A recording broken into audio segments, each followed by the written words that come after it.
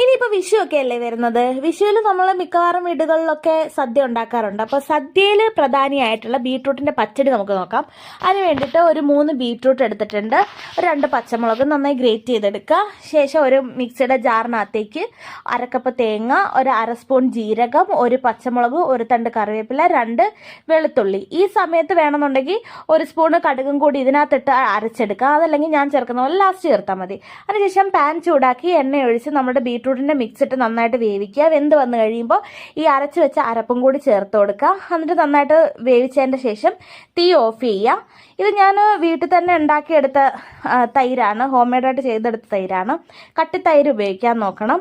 എന്നിട്ട് കുറേശ്ശെ നമ്മൾക്ക് ആവശ്യത്തിനനുസരിച്ചിട്ട് തൈര് യൂസ് ചെയ്ത് കൊടുക്കുക. എൻ്റെ തൈരിന് അത്ര അങ്ങോട്ട് പുളിയില്ലാത്തത് കൊണ്ട് ഞാൻ ആ തൈരിനകത്ത് 1 സ്പൂണ് തൈര് മാറ്റിയിട്ട് ബാക്കി ഫുള്ള് ഒഴിച്ചു. തൈര് മൊത്തം വേണ്ടി വന്നു.